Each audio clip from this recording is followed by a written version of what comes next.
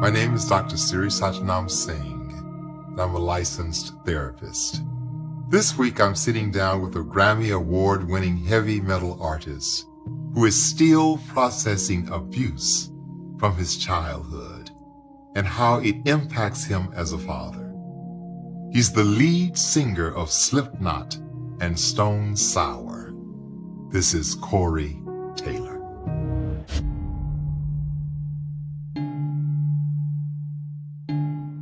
In reading some of your lyrics, they really are very moving. Oh, thank you. For a therapist, I would be concerned. The Devil and I. That song in particular is one of those things where it was like I had to write that song to be able to figure out how I was dealing with the death of my friend. A lot of people who lose people in violent tragedy, it's a scar that never heals, becomes septic, and all of a sudden, everything in your life is polluted by it. We have an addiction to light in this culture. This is dark. Yeah. And I always say the divine is also in the dark. All of my tattoos they deal with that. They deal with the duality, because you can't have that dedication to good without admitting the fact that there is darkness. I had hypotheses that you mask yourself in your childhood. So you have taken your childhood experience and found another one where it's being personified. Yeah. The situation I was in when I was a kid was difficult. Just dealing with abuse, moving around a lot, so I really tried to mask it and overcompensate by just running emotionally, mentally. I didn't want to deal with a lot of things, so. It was just you and mom, right? It was me, my mom, and my sister. We didn't have any money, and there was no real protection from a lot of the things that we were being exposed to. Such as? Domestic violence, especially against women, especially against us. Sexual violations, like pornography. Yeah, a little bit. Ever seeing adults engage in a sexual act in front of you, or hearing noises in the other room. Yeah, and we moved around a lot too, so there was really no sense of safety. There's something that comes with being able to identify with a certain place and a certain room and a certain safety that comes with it, my bedroom was everything from a closet to a bathtub. So in a lot of ways, I had to adapt quickly to a lot of different issues, episodes, and honestly, restructuring of people living in the house, because boyfriends would come, boyfriends would go. Your father? My dad, I didn't meet my dad until I was 30. So, it made you hyper tentative, hyper protective. And, I don't know. It was maybe also contained within yourself, because you had no safety, you couldn't share. Yeah. So you had to hold a lot in. Yeah. And it had to go somewhere. Drugs. What were your drugs in the past? What were they? I was a speed freak when I was a kid. Yeah. Like I could stay up and I could run and I could go and I could do these things. And in a way, it almost kind of evened me out. Like I could think. Because you were maybe depressed? Yeah, absolutely. Yeah, very much so. When I was 17, I had OD'd for the second time. I was at a party, and there was a lot of different things flying around. The last thing I remember taking was cocaine, and then all of a sudden I was waking up in a dumpster. All my friends were gone. Literally a dumpster? Yeah. With trash and garbage? Yeah. What I think happened was they thought I was dead. And you can't call them friends, really. No, it was. So that was like the defining moment for me. And that's when I moved. This was in Waterloo, Iowa. where my mom and my sister lived. And I moved to Des Moines to live with my grandmother, to break that cycle, to get away from it, to start new. I was,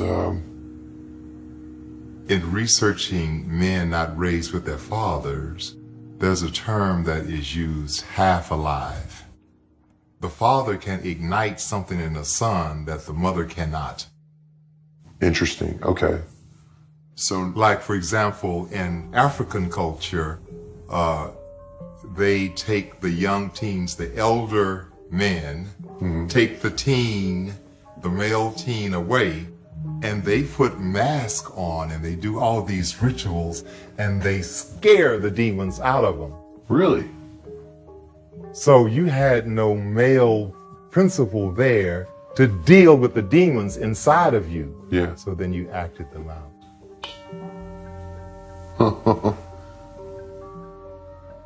So you did not have that in your life on a consistent basis. Yeah. So that's why they say half alive. Interesting. So part of you was dead.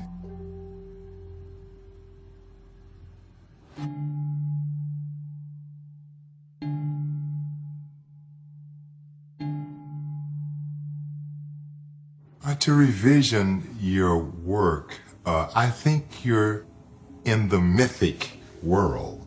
And myth is the realm of the unconscious. Yeah. And so you're bringing forth, masks and creatures and experiences that are very seemingly dark, but that is the world of the unconscious. Am I making any sense? Yes, to absolutely. you? Yeah. So I had a hypothesis that you spoke up, but nobody really heard you. That's why the music's so loud. It's like this cacophony of sounds that has almost a war experience. To me, it's like this barrage of music. Okay. And it's like creating a message out of chaos, like reaching your hand into white noise and pulling out the exact message that you wanted to convey in the first place. So these lyrics, some more of the lyrics, the songs Bother, of course, just, yes. That came from a really heavy spot. So talk about your relationship to self-harm. I mean, I only really seriously attempted suicide once. How? I took a bunch of pills at my grandmother's house and just basically laid on the floor.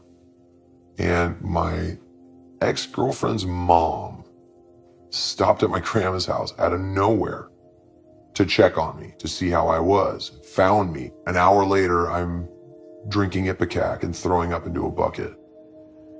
What had just happened that you got that low? The girlfriend whose mother found me had just broken up with me. There was just something about her that I really connected with.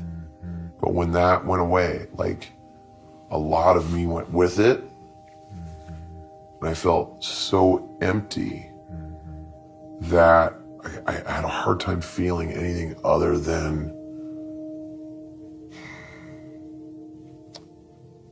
grave depression. And it was the one time I really was just like, I can't handle this. Well, I hear a lot there. I hear that you finally found your heart pulsating. And when she left, you were left with what was there before she came. Yeah. Yeah. This heartless young 17-year-old looking for himself, because also you'd had a lot of abandonment. So this activated, a lot. Yeah. Am I making any sense to you? Absolutely. No, it definitely triggered a lot of things in me. Yeah. It was definitely one of my rock bottoms. Because my grandmother came and picked me up. My grandmother, who's been the one person in my life, she came and picked me up, and she was so disappointed. I could see it on her, and it was almost like a race of emotion. She was disappointed. She was glad I was okay, but she was so mad. And that killed me. It hurt so much. And I didn't, like, it almost put me over again that I immediately just said, okay. It's not,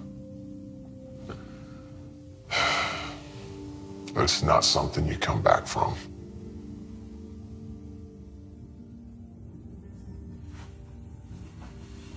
Well, you did. And what I hear is that you really didn't know love existed for you once your girlfriend left, and you found it did with your grandmother. Yeah. And that gave you a reason to live, that you knew you were loved, that somebody had not abandoned you, somebody was right here with you.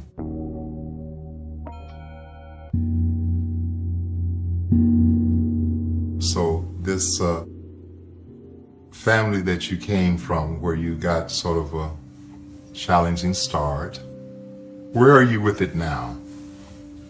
And still with the dark that happened here and where you're going now? Where are you with that darkness now? I feel like the darkness is someplace that I visit.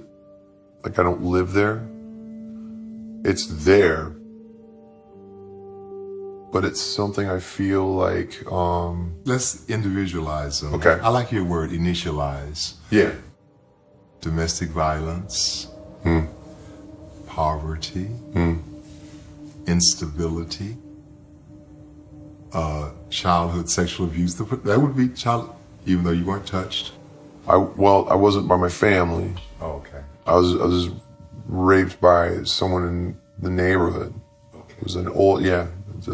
How old were you? 10.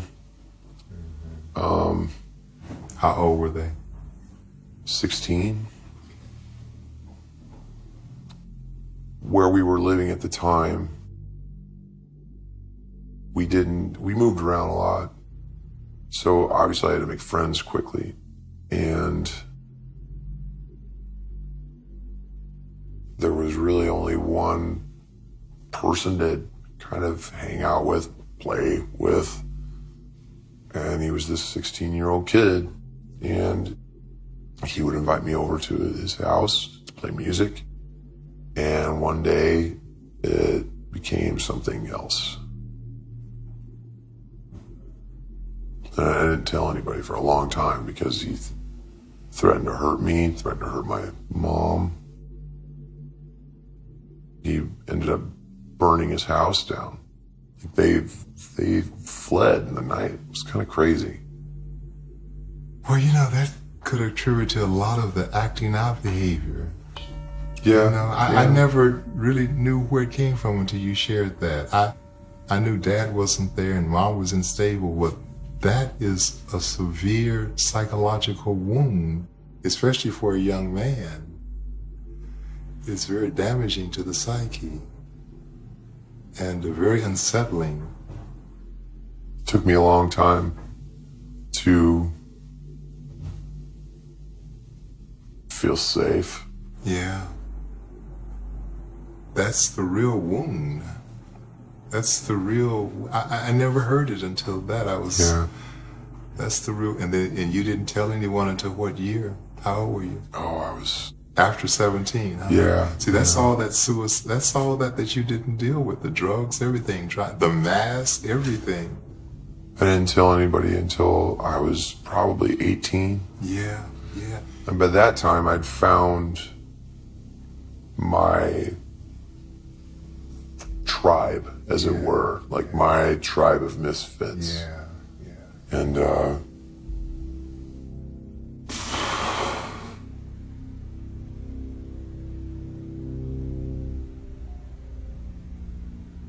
of everything you've shared today, that feels like the head on the nail of the original cell from which all of your symptoms, your drug addiction, your masking, your trying to give your heart to someone, them abandoning you. Again, you felt like you trusted someone and they, you know.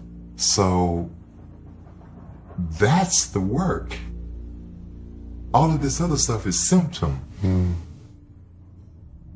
So you are a rape abuse survivor.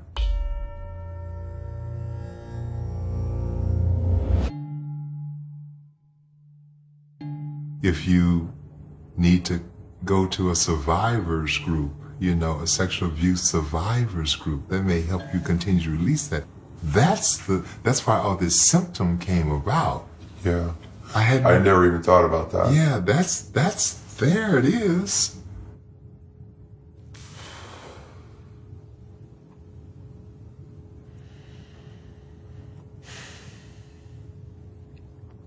Just close your eyes for a second and pucker your lips, inhale through your mouth. Exhale through your nose. We're consciously breathing. It's very private. I'm not going to ask you anything to share that you don't want to. But please have the experience while we're here of healing this wound. And all of your subsequent, I'm sure you became sexually promiscuous at times. I'm sure you had periods where you didn't want to be touched. I'm sure you may have had periods where you felt sexually inadequate. Go through that now. And feel what you see. Don't run away from it. Open your mouth wide.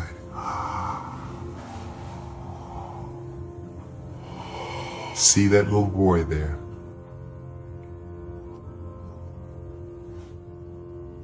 Quit fighting. Just let the little boy heal.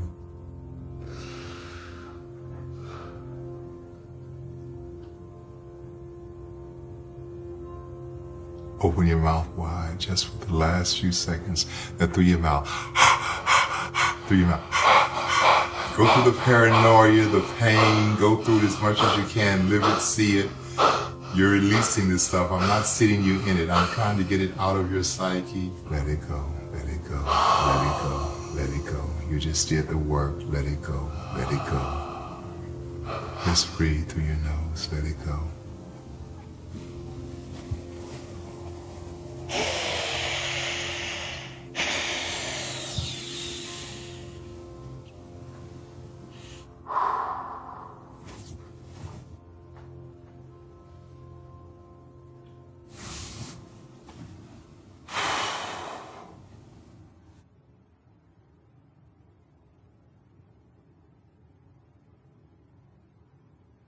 The only thing I ever wanted to be was a dad. And then I have 3 amazing kids.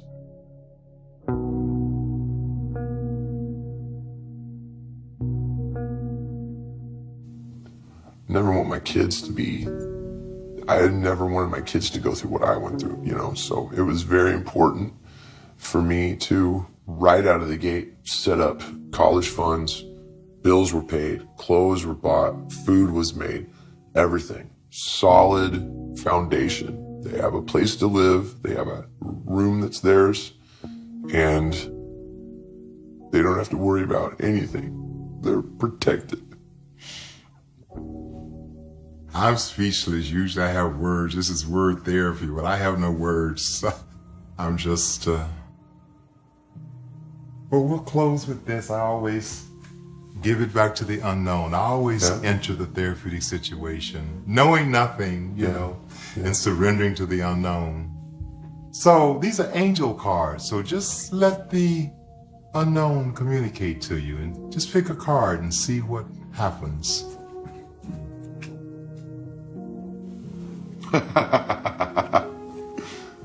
That's about right. Okay. That makes a lot of goddamn sense. Let's just get in on that one. Talk about that. It's crazy when you walk in, you think you are pretty aware, pretty awake, pretty in tune. And all of a sudden you realize that maybe there were bits of you that were very much asleep. And suddenly those nerves are awake and your mind is awake and you've seen things that maybe you only saw when you were asleep. So I think that's very, very fitting. I guess our journey has come to an end, and I look forward to greater things and more success, and I hope you got some resolve today. I feel pretty good about that. Okay, we're done.